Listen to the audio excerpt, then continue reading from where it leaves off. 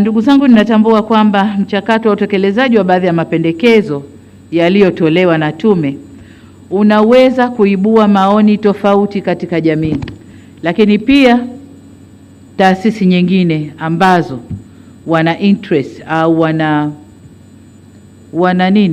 wanafaidika na uwepo wa Ngorongoro na maeneo yake, unaweza ukaleta maoni tofauti. Ni waombe wa Tanzania wenzangu kulipa kipaumbele suala la uendelevu wa eneo la hifadhi ya Ngorongoro na maeneo mengine ya hifadhi. Ngorongoro ni almasi yetu Tanzania, ni mali yetu Tanzania, lakini pia ni urithi wa dunia.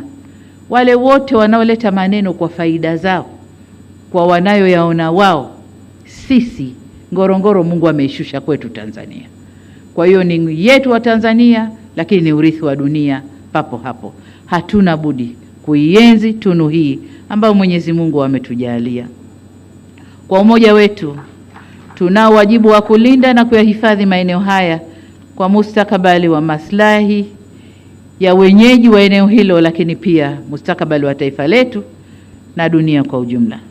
Nasi tumezisikia changamoto, tumesikia kwamba serikali tulifanya zoezi kwa nia njema, lakini tulikosea baadhi ya maeneo, na hayo ndio maeneo ya sasa kukaa na kutafakari na kurekebisha.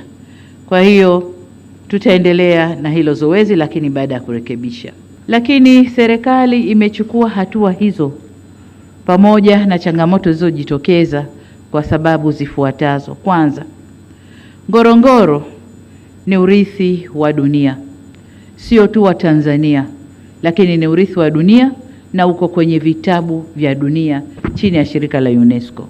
Kwa hiyo ni lazima sisi ambao tumeshushiwa Ngorongoro na Mwenyezi Mungu tulinde urithi huu wa dunia. Ni eneo pekee ambalo lina ukubwa au kina cha mita 600 kwenda chini, na ikazuka hiyo crater kwa miujiza ya Mungu, na leo mambo yale yapo Tanzania, lakini si tu matokeo yale na utajiri uliomo kwenye eneo lile.